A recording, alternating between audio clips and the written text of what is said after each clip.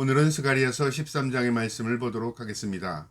이 13장의 내용은 스가리야서 12장부터 이어지는 예수 그리스도의 재림시에 나타나는 하나님의 백성들의 통회와 자복, 그리고 하나님께서 그들의 눈물의 기도와 그들의 죄의 고백을 통해서 하나님께서 어떻게 구속해 나가시며 구원하시는가의 내용인데요. 오늘 13장의 내용도 연속 부분으로서 하나님의 백성들을 하나님께서 어떻게 구속하시며 그들을 정결케 하셔서 어떻게 구원하시는가를 보여주는 내용인데요. 오늘도 이 말씀을 통해서 하나님의 구원의 역사, 그리고 하나님의 백성들의 정결한 모습, 이 말씀을 통해서 깨달을 수 있는 저와 여러분 되기를 주님의 이름으로 축복합니다. 13장 1절에 그날의 죄와 더러움을 씻는 셈이 다윗의 족속과 예루살렘 주민을 위하여 열리리라. 죄의 더러움을 씻는다는 것은 회개했다 그 말이죠. 근데 이 회개가 우리 자의적인 회개 같지만 사실은 하나님의 은혜입니다. 우리가 하나님의 은혜 없이는 회개할 수 없습니다. 우리가 어떤 것을 잘못했어요. 통회하고 자복하며 정결하게 돌아서는 것, 우리의 자의지인 것 같지만 하나님의 말씀을 비춰보면 하나님의 은혜가 임해야 우리가 회개합니다. 이 더러움을 씻는 셈이라는 건 뭐냐면 바로 예수 그리스도의 보혈을 의미합니다. 내가 하나님 앞에 구원받은 백성으로서 예수 그리스도의 보혈의 그 은혜로 우리가 회개하고 통회하고 자복하는 겁니다. 우리를 대속해 죽으신 그 죽음을 우리가 받아들이고, 그리고 예수 그리스도께서 나의 삶의 주인이 되을 때 우리가 진정한 회개와 통회와 자복이 일어나는 것입니다. 이처럼 더러움을 씻는 셈이 다윗의 족속과 예루살렘 주민을 위하여 열리리라. 하나님의 택한 받은 백성을 위하여 열린다. 그럼 그동안 닫혀 있었다는 거잖아요. 누가 열어주십니까? 하나님께서 회개할 수 있도록 은혜를 베풀어 주시는 겁니다. 이스라엘이 지금은 하나님 메시아를 구주로 받아들이지 않을지라도 때가 되면 그들에게 그 죄악과 잘못을 통회하면서 예수 그리스도를 메시아로 받아들이는 날이 있을 것입니다. 2절에요. 만군의 여호와가 말하노라. 그날에 내가 우상의 이름을 이 땅에서 끊어서 기억도 되지 못하게 할 것이며 거짓 선지자와 더러운 귀신을 그 땅에서 떠나게 할 것이라. 하나님의 백성들을 더럽혔던 이 우상 숭배가 없어질 것이고, 거짓 선지자, 미혹했던 그 선지자들을 하나님이 척결할 것이고, 더러운 귀신의 영들을 하나님께서 이 땅에서 내쫓는답니다. 그러니까 하나님의 백성들을 거룩하게 하시는 전제 조건이 뭐냐면요, 거짓입니다. 위선입니다. 더러운 영들을 내쫓으시고요, 그 다음에 우상 숭배를 척결하게 하시고요, 거짓 선지자들을 척결하십니다. 그래야만 하나님의 백성들이 거룩함에 다다를 수 있는 것입니다. 우리가 세상에서 허우적거리며 살면서요, 이것들을 정리하지 않으면 결코 하나님 앞에 나갈 수 없습니다. 우상 숭배하면서 하나님 섬길 수 없고요, 거짓 선지자의 미혹에 빠져서 우리가 말씀을 온전히 이해할 수 없고요, 그 다음에 또 귀신의 영을 접하면서 하나님을 온전히 섬길 수 없는 것입니다. 이것들을 다 척결할 때 우리가 온전한 믿음으로 하나님 앞에 나갈 수 있는 것입니다. 하나님 그렇게 하신다는 거죠. 3절에 사람이 아직도 예언할 것 같으면 그 낳은 부모가 그에게 이르기를 내가 여호와의 이름을 빙자하여 거짓말을 하니 살지 못하리라 하고, 낳은 부모가 그가 예언할 때에 칼로 그를 찌르리라. 부모와 자식 간의 이 뗄래야 뗄 수 없는 이 관계도 하나님 앞에서는요, 어떻게 나타나냐면 극단적으로 나타납니다. 이들이 거짓 예언을 하는 겁니다. 자식들이요. 그러니까 우상을 섬기고 거짓 영에 속아서 거짓 예언을 하고 있을 때 부모가 보고 그거 잘못됐다. 그러면 어떻게 한다고요?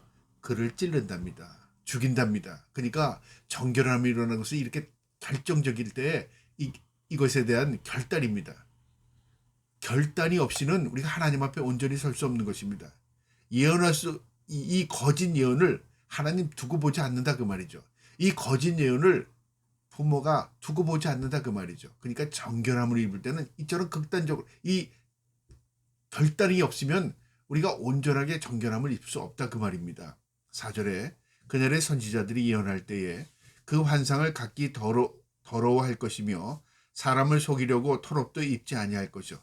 여기서 말하는 선지자는 거짓 선지자들을 말하는데요, 이 거짓 선지자들이 이 환상을 각기 부끄러워한다는 말이 뭐냐면 자신들이 거짓 영에 휩싸여서 거짓되게 말했던 것, 이 거짓 선지자들은 겉으로 보긴 온전한 선지자 같잖아요.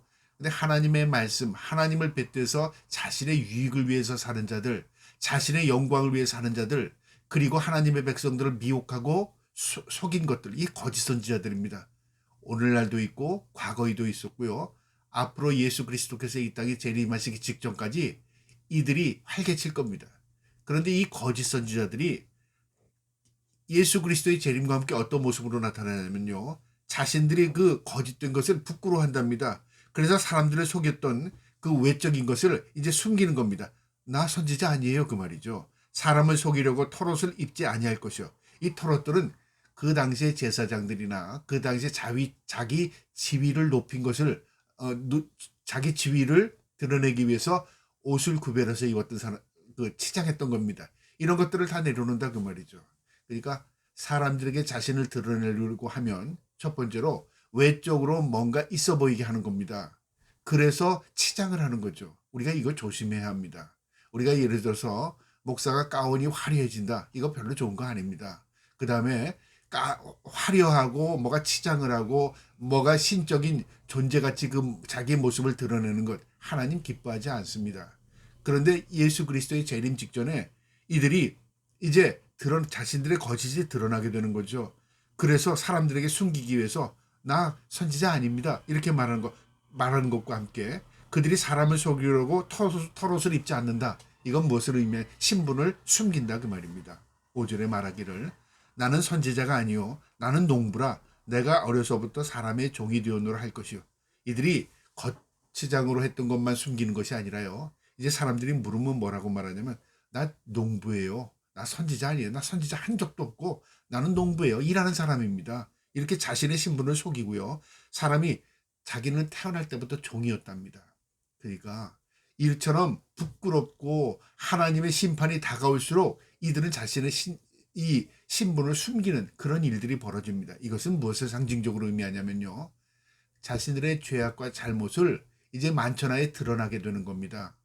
그러니까 숨길 수밖에 없죠. 사람들로부터 비난받을 수밖에 없으니까요. 그동안은 그걸 가지고 자신들이 영광을 취했고 이 거짓된 행위로 사람들을 미혹했으나 이제는 진실이 드러나게 되면 숨길 수 없게 된다 그 말입니다. 예수 그리스도의 재림과 함께 이런 일들이 일어날 것이다 그 말이죠. 6절에 어떤 사람이 그에게 묻기를 내 두 팔 사이에 있는 상처는 어찌 됨이냐 하면 대답하기를 이는 나의 친구의 집에서 받은 상처라 할 것이라. 이 두 팔 사이에 있는 상처는 무슨 의미하냐면 우상 숭배자들이 우상을 섬길 때 자신의 몸을 자해한 것도 있을 것이고요. 또 이 우상과의 관계 속에서 어디 흉터가 남을 수도 있는 겁니다. 그러니까 이 사람 숨길 수가 없습니다. 말로 나는 선지자가 아니야. 나는 농부였어. 자신이 아무리 섬기고 그 다음에 옷을 갈아입고 치장을 다 자신의 신분을 가리기 위해서 다 버렸을지라도 몸에 있는 상처, 그러니까 숨길 수 없는 상처는 어쩔 수 없다 그 말이죠. 이건 뭐냐? 그랬더니 그것도 숨기는 겁니다. 나 집에서 어떤 일하다가 다친 상처야. 이처럼 부끄러운 일이라 그 말입니다. 언제 이런 일이 일어난다고요? 주님이 이 땅에 오시면 이 만천하에 그들의 죄악과 잘못이 확연하게 드러납니다. 그리고 주님께서 때가 되면요. 이들의 죄악이 만천하에 드러나게 할 것입니다. 그러니까 지금은 일어나지 않고 지금은 모든 것들이 진리가 숨겨지고 거짓이 관영한 것 같지만 때가 되면 이 거짓이 드러날 때가 있다는 겁니다. 이 거짓된 자들이 자신을 숨길래야 숨길 수 없는 형편이 되는 겁니다. 그 다음에 7절부터는요.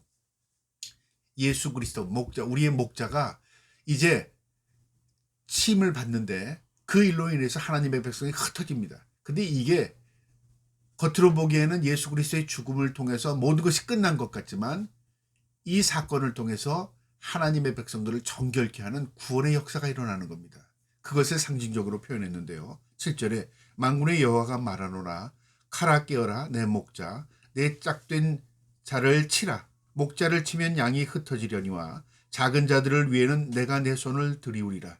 목자를 치라. 이것은 하나님의 백성들을 돌봤던 바로 예수 그리스도, 우리의 목자장 되신 예수 그리스도가 이제 사탄의 세력에 의해서 죽임을 당합니다.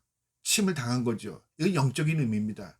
우리가 이 땅에서 예수 그리스도의 은혜로 믿음으로 살다가도 여러 가지 고통과 고난을 당하지 않습니까? 이런 것과 비교할 때 우리가 세상 사람들과 비교할 때 어떨 때는 더 고난을 당하고 어떨 때는 더 아픔을 당하는 것 같지만, 우리가 침을 당하는 것 같고 흩어진 것 같지만, 그러나 하나님께서 우리에게 버리신 게 아닙니다. 여기 보면 작은 자들 위에는 내가 내 손을 들이우리라. 작은 자들이 누굴까요?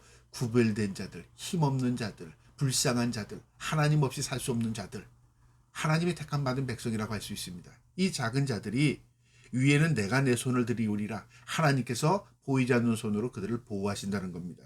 그러면서 8절에 여호와가 말하노라. 이 온 땅에서 3분의 2는 멸망하고 3분의 1은 거기 남으리니. 여러분, 심판이 임하는데 여기 분명히 비유를 이야기하고 있습니다. 3분의 1은 멸망, 3분의 1은 구원. 그러니까 멸망당하는 수가 구원받는 수보다 얼마나 많죠? 배가 많은 겁니다. 여러분, 이것은 상징적인 의미일 뿐만 아니라 우리에게 있어서 분명한 교훈을 줍니다. 구원의 백성이 오히려 심판받는 사람보다 더 적어요. 또 이것은요, 하나님의 백성 가운데 구원받은 백성이 오히려 더 적을 수 있다는 것을 우리에게 또 교훈하는 것입니다. 우리가 교회 나가고 우리가 예수 믿었다고 하고 우리가 신앙생활을 했다고 하지만 사실 하나님께서 난 너 모르겠다, 그럴 사람도 있을 수 있다 그 말이죠. 아니, 오히려 더 많을 수도 있다 그 말이죠. 그러니까 우리가 여기서 깨달아야 할 것은 뭐냐면, 하나님의 은혜의 구원이 3분의 1이라는 것을 우리가 상징적으로 받아들인다면, 이것이 우리가 그렇게 하나님이 택함 받은 백성이라고 모두 구원받는 게 아니고 바로 하나님께서 구별된 자들을 구원하시는구나.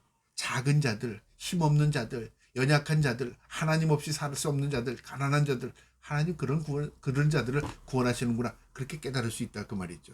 그런데 이 3분의 1도 그냥 구원하시는 게 아닙니다. 9절에 보세요. 내가 그 3분의 1을 불 가운데에 던져 은같이 연단하며 금같이 시험할 것이라.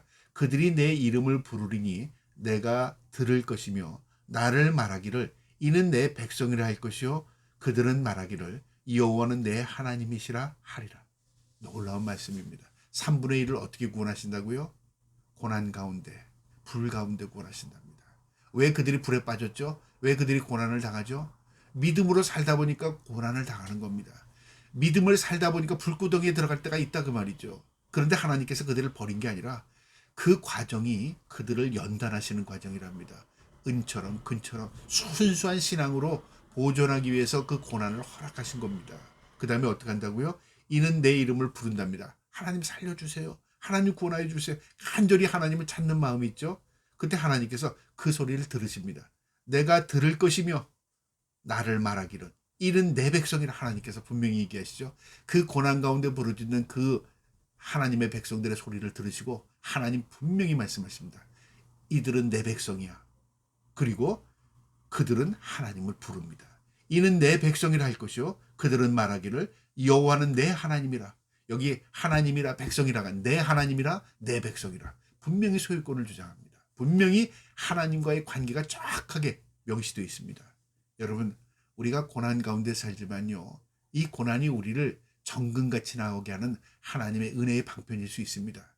또 우리가 이 땅에서 믿음으로 사는 게 쉽지 않은 것은요, 하나님이 우리를 은혜 가운데 이끌어 가시는 하나님의 섭리가 있다는 것을 깨달을 수 있습니다. 우리가 이 땅에서 믿음을 지키며 산다는 것이 쉽지는 않지만, 그러나 그 믿음을 지키며 살 때 하나님께서 우리를 지켜주시고 우리를 이끌어 주시고 결국 정금같이 우리를 나가게 하시는 하나님의 놀라운 은혜의 방편임을 깨닫고 오늘도 내일도 믿음 안에서 주님 바라보고 승리하며 살 수 있기를 주님의 이름으로 축복합니다. 아멘.